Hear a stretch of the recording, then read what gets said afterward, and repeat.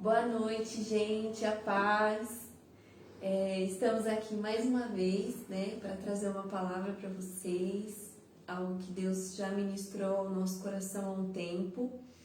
Eu espero que essa palavra edifique vocês, que o Espírito Santo ministre o coração de vocês através de nós, amém? Antes de trazer o tema da mensagem e a mensagem, eu queria só passar alguns avisos. Toda terça e quinta tem as lives às 19h30. Temos os cultos presencial de domingo às 18 horas. Temos também o nosso grupo de intercessão com a Zenaide. São dois grupos, um às 8 da manhã e outro às 9 com as mulheres. E um grupo à tarde é um grupo de manhã das mulheres das 8 às 9 e outro grupo à tarde das 15 às 16 horas com a Zenaide. Segunda e quarta são os homens, que é com o André, das 8 às 21 horas. Todo domingo também tem o grupo de missões de intercessão, né? Que é das 17 às 18, uma hora antes do culto. Tem a classe de doutrina todos os domingos de manhã. Tem o curso de Libras, todos os sábados das 9 às 11. E todos os dias tem uma palavra de 5 minutos para os casais, gravados pelo pastor Fernando aí no Instagram da igreja, amém? Então, gente, hoje o tema da nossa mensagem, né, é processos. A gente sabe que entre o princípio e a promessa existe um tempo. E esse tempo nós podemos chamar de processo. Antes de seguir, a Tata vai ler pra gente o texto que está em 2 Pedro, no capítulo 1, do versículo 5 ao 11. Vamos lá. Por isso mesmo, a partir do versículo 5. Por isso mesmo, empenham-se para acrescentar à sua fé a virtude o conhecimento, ao conhecimento o domínio próprio, ao domínio próprio a perseverança a piedade, a fraternidade e a fraternidade o amor. Porque se essas qualidades existirem e estiverem crescendo em sua vida, elas impedirão que vocês, no pleno conhecimento do nosso Senhor Jesus Cristo, sejam inoperantes e improdutivos. Todavia, se alguém não as tem, está cego, só vê o que está perto, esquecendo-se da purificação dos seus antigos pecados. Portanto, irmãos, empenham-se ainda mais para consolidar o chamado e a eleição de vocês, pois se agirem dessa forma, jamais tropeçarão, e assim vocês estarão ricamente providos quando entrarem no reino eterno do nosso Senhor e Salvador Jesus Cristo. Antes de prosseguir, gostaria que você fechasse seus olhos e vamos orar, nos colocar diante do Senhor, amém? Pai, em nome de Jesus, Senhor, nós entramos na Tua presença nesta noite, diante da Sua palavra. Pedimos ao Pai que o Senhor fale conosco mais uma vez, que o Teu Espírito ministre ao nosso coração mais uma vez, que traga luz, Senhor, a todo entendimento obscurecido, meu Pai. Que a sua unção, que o seu poder, que manifesta, que quebra cadeias, seja revelado nesta noite em cada um que está assistindo. Usa as nossas vidas com poder, com autoridade. E eu creio, Senhor, nós cremos que a palavra que vem do Senhor, ela não volta vazia, mas cumpre o seu propósito. Em nome de Jesus. Amém. Amém. Bom, nas épocas antigas, lá nos primórdios, podemos dizer assim, quando as pessoas iam preparar uma comida, precisavam se alimentar, demorava-se horas. Primeiro tinha que buscar lenha, depois de cortar a lenha, tinha que acender o fogão a lenha, depois tinha que buscar água num lugar longe, vir com balde na cabeça, preparar o alimento. Muitas vezes, antes até desse processo, ainda tinha que caçar o alimento. Então existia era quase a manhã inteira para quando desse meio-dia a pessoa conseguia almoçar. E isso entre outras coisas, como por exemplo tomar banho, que a pessoa às vezes tinha que andar para ir até um rio para tomar um banho, né? Enfim. E hoje, com a tecnologia, Um clique que você dá, você pede uma comida no iFood. 5 minutos que você passa no drive-thru, 15 minutos sua comida já está pronta. Então, com o avanço da tecnologia, né, com todo esse conforto que a tecnologia nos trouxe hoje, com essa rapidez, com essa agilidade, nos tornou pessoas imediatistas. E isso não é ruim, a tecnologia ela não é ruim, ela veio para agregar em muitas coisas da nossa vida, ela veio para trazer benefícios. Hoje a gente consegue conversar com uma pessoa que está em outro país pelo WhatsApp. Antigamente isso era impossível, a pessoa tinha que viajar dias e dias para encontrar uma que estava em outro estado. Ou por carta, exatamente. Só que o problema acontece quando a gente quer transferir para Deus esse modo moderno em que nós vivemos, achando que, como o celular nos atende na rapidez e na hora que precisamos, achamos que Deus também deve nos atender na rapidez e na hora que achamos que tem que nos atender. Então, às vezes achamos que na primeira oração realizada, Deus já vai abrir o céu, já vai enviar um anjo com aquilo que você pediu nas mãos. E ele vai entregar, bate pronto para você. É como se fosse um mágico, né? Quando tira o coelho da cartola. Enfim, Deus é um Deus que faz milagres? Com certeza. Milagres instantâneos? Sim, ele tem todo esse poder. Porém, se a gente analisar na Bíblia, na maioria das vezes não é assim a forma como Deus trabalha. A forma como Deus trabalha é diferente do nosso jeito, é diferente da nossa forma. Né? Se a gente analisar as escrituras, se a gente analisar as histórias dos grandes homens usados por Deus, a gente vai ver que nenhum deles as coisas aconteceram num passe de mágica, nenhum deles as coisas aconteceram do dia para a noite. A gente, por exemplo, pode tomar um exemplo mesmo de Abraão. Quanto tempo que o pai da fé teve que exercitar a fé dele para ter o filho da promessa, para ter Isaac? Não foi do dia para a noite que ele teve Isaac. Demorou-se anos para que ele conseguisse alcançar a promessa. A gente também tem como exemplo o próprio Davi, que ele foi ungido rei por Samuel muitos anos antes de se tornar rei, né? A gente tem o exemplo de José, que até está passando na televisão agora. Ele saiu de casa, ele foi vendido pelos irmãos, ele tinha 18 anos. Ele se tornou governador quando ele tinha já os seus 30 anos de idade. E ele tinha sonhado que ele reinaria sobre os irmãos dele com 18 anos. Mas ele só alcançou o propósito genuíno que Deus tinha para a vida dele aos 30.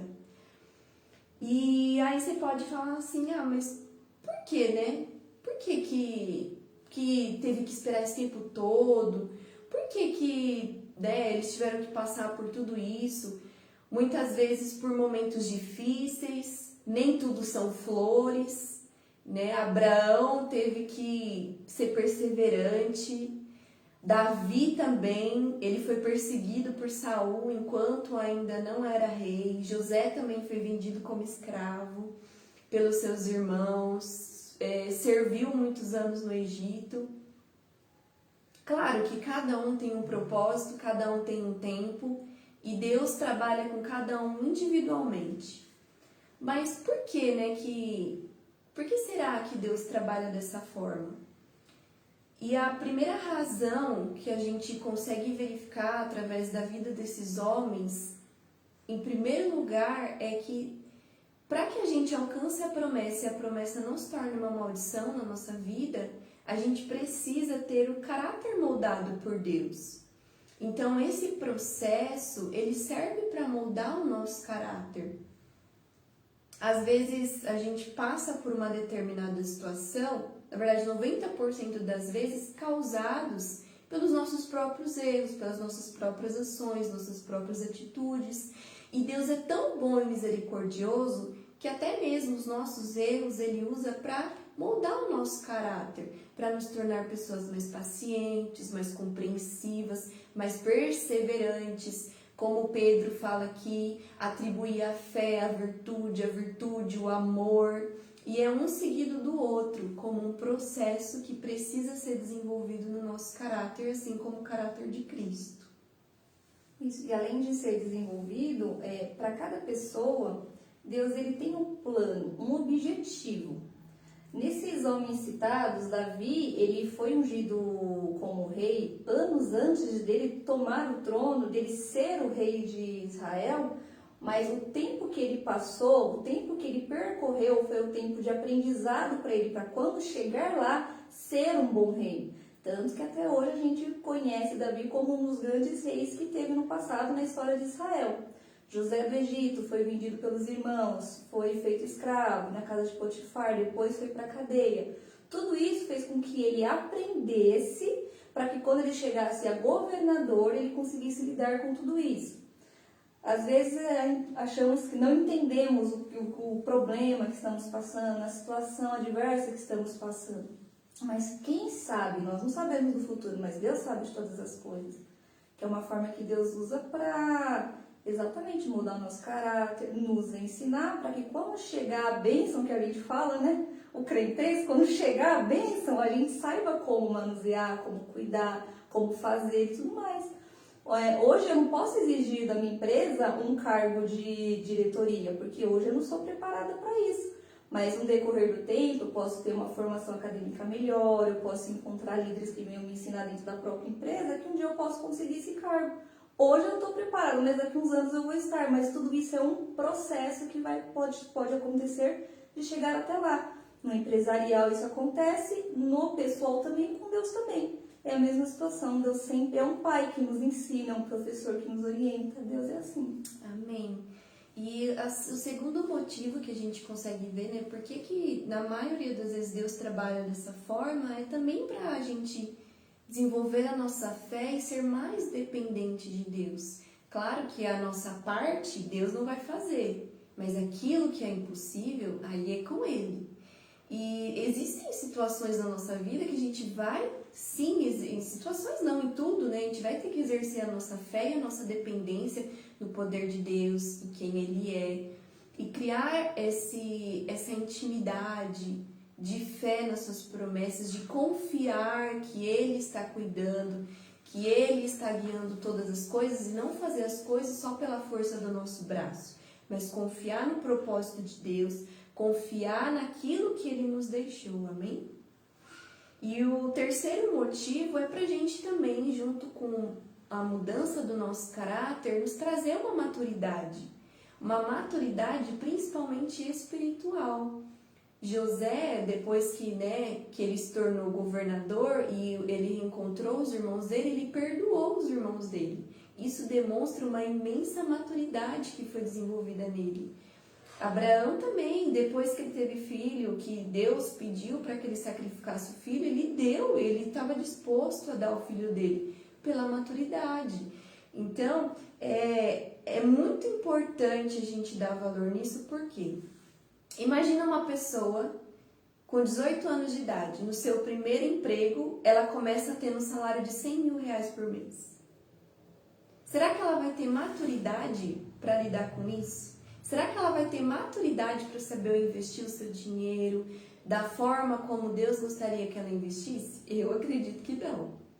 É a mesma coisa da gente dar um carro na mão de uma menina, de um menino de 12 anos de idade. Algum acidente vai acontecer, ainda não tem habilidade, ainda não tem experiência, ainda não tem a maturidade para manusear aquele carro. Por isso a importância do processo. Será que José seria um bom governador se ele tivesse assumido esse cargo quando tinha 18 anos e ainda estava na casa do pai dele? Acho que não. Então, a gente tem esse pensamento muito imediatista. Não, eu quero para agora, eu quero chegar no cargo tal agora, eu quero ganhar tanto agora, eu quero namorar agora, eu quero ter filho agora, mas às vezes não é o momento certo. A nossa vida é feita de processos, tudo na nossa vida. Tem o processo do estudo, tem o processo do trabalho, tem o processo do namoro tem o processo do noivado tem o processo do casamento tem o processo dos filhos, e tudo na nossa vida é um ciclo, tudo.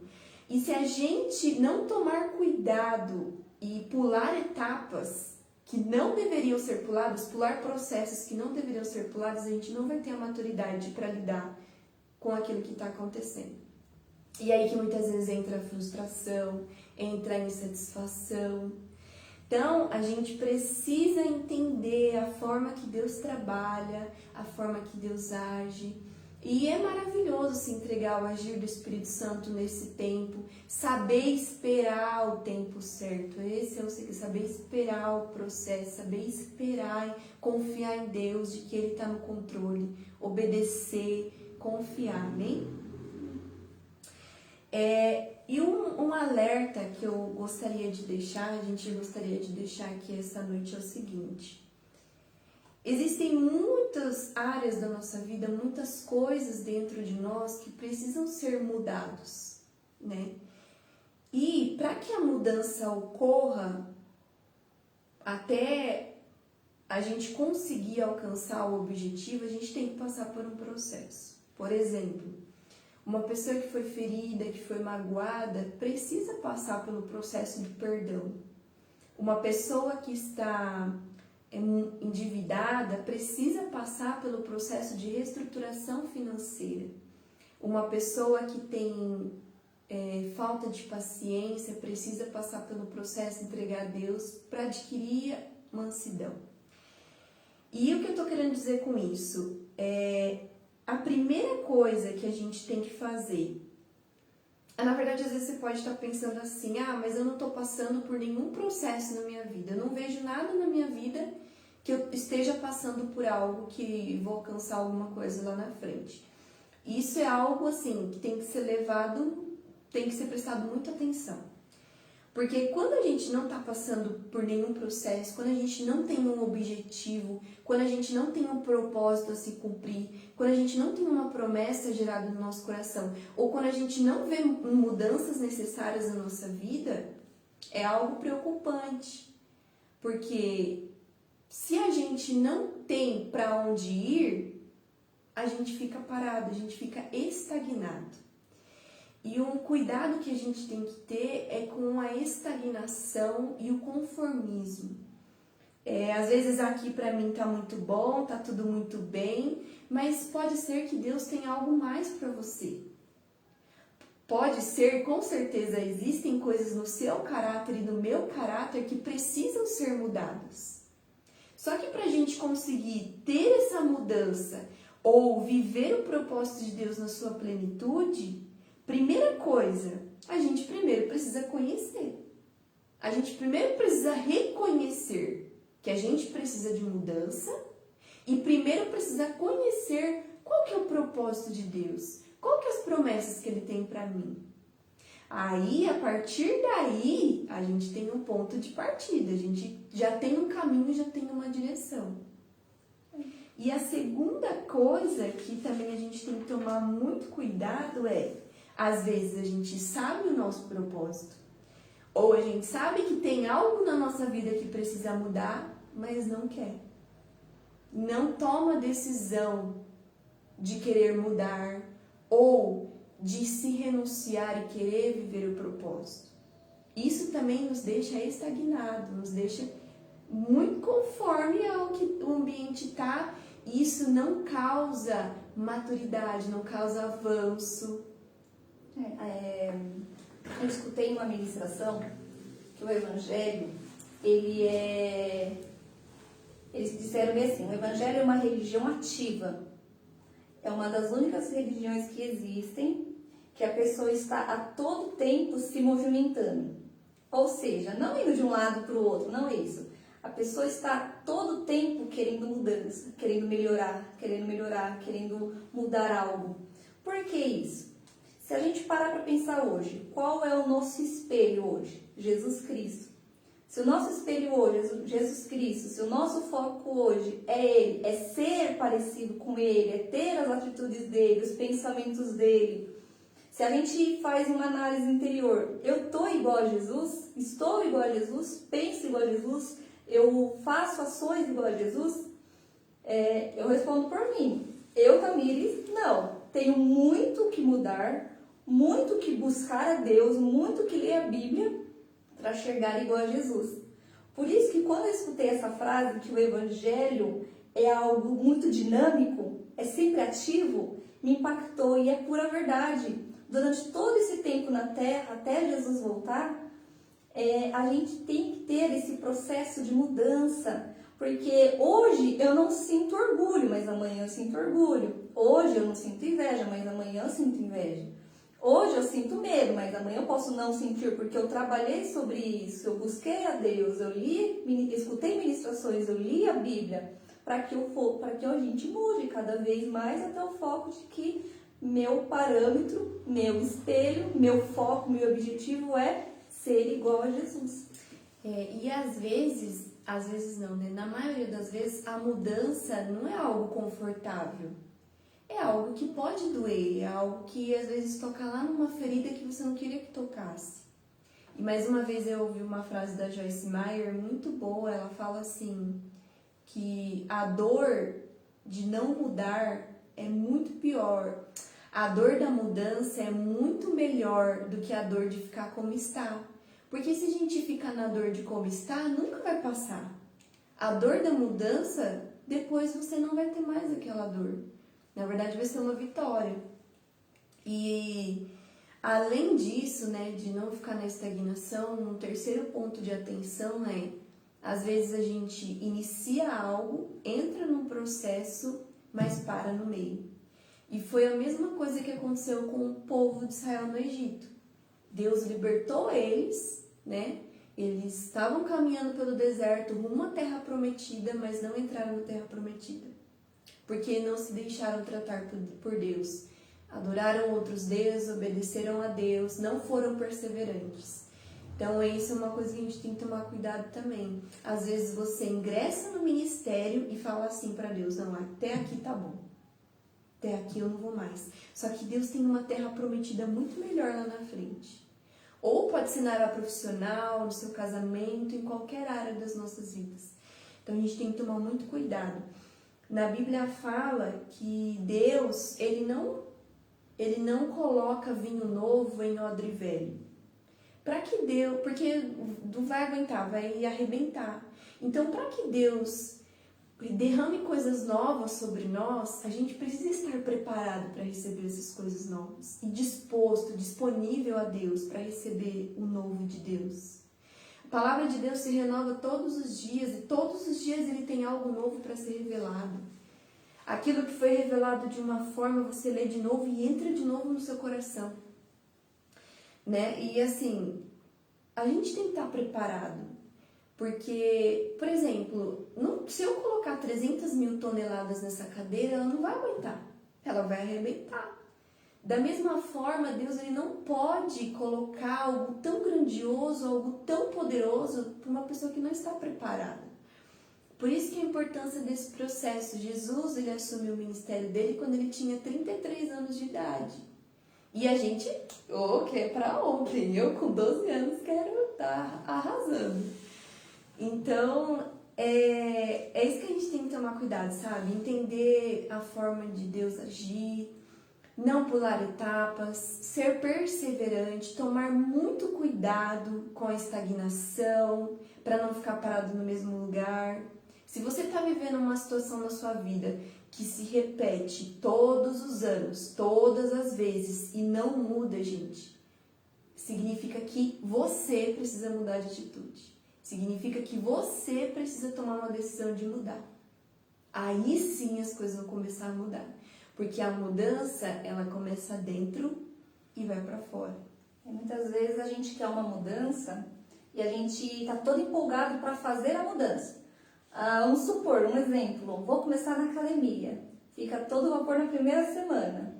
A partir da segunda semana você já fica mais relaxado, não vai mais todos os dias da semana, passa aí 3 dias, depois 2 dias, depois passa a não ir. Porque essa motivação foi durante um período de tempo, depois acabou. E quer ficar com o corpo sarado. Exatamente. Em relação às coisas de Deus, é claro que você começa a motivar em querer mudar de vida, em querer mudar de circunstância, em querer se mudar. Só que o seu combustível, que você nunca vai parar, para que você não dependa das suas emoções, é a Bíblia. À medida que você conhece a Bíblia, esse é o seu combustível, é a oração, é a palavra, é o se trancar no seu quarto e buscar a Deus. É isso que vai manter você sempre constante diante de Deus e ser mudado. Permitir que Deus te molde, que Deus te mude, que Deus te transforme.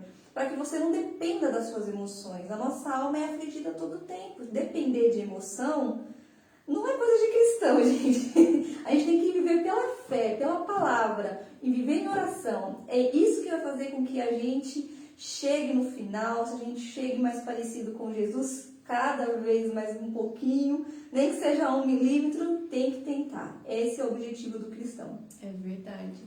E se a gente olhar na vida dos discípulos, né, depois que eles, como o pastor sempre prega lá em Atos, depois que eles começaram a se relacionar com o Espírito Santo, que eles começaram a desenvolver o ministério, a desenvolver intimidade com Deus. Então, esse é o segredo mesmo, se relacionar com a palavra, com o Espírito Santo que nos ajuda em nossas fraquezas, que nos guia a toda a verdade. Sem intimidade com o Espírito Santo, sem uma vida de oração, não tem mudança, porque sem intimidade, sem oração, nem conhecer a vontade de Deus, ou nem reconhecer que precisamos mudar, a gente vai conseguir. Porque quem nos revela as nossas fraquezas, os nossos pecados, é o Espírito Santo. Não é outra pessoa falando, não é nada disso, é o Espírito Santo que fala para você. Várias vezes, dentro do meu quarto, o Espírito Santo falava, ó, o que você está fazendo não está certo, está errado, você tem que agir dessa forma. E o Espírito Santo fala, gente, ele revela, ele mostra. É só todos os dias, intimidade com o Espírito Santo, lendo a Bíblia, louvando, adorando a Deus. Amém? Amém. Fala mais alguma coisa? Não, acho que é isso. Então é isso, gente. Que hora? Tá bem, pode finalizar. Senhor, obrigada, meu Pai, em nome de Jesus, por esse momento que passamos juntos, por essa palavra que o Senhor nos concedeu. Ajuda-nos, Pai, no processo que cada um de nós está passando. Fortifica-nos pelo Teu Espírito Santo. Ajuda-nos, Senhor, a todos os dias, através do Teu Espírito Santo, a meditar na palavra, a dedicar momentos de oração com o Senhor, nos entregar em comunhão com o Senhor, para que a gente descubra o que temos que mudar, para que a gente aguente firme o processo, para que quando a Tua bênção vir, podemos abençoar outras pessoas e, além de tudo isso, que o Seu nome seja glorificado através das nossas vidas. Abençoa cada pessoa que está nos assistindo, abençoa cada lar, abençoa cada família, que a Sua paz reine em cada lar, que a Sua provisão venha em cada família, que o Senhor abençoe a cada um, em nome de Jesus. Amém. Amém.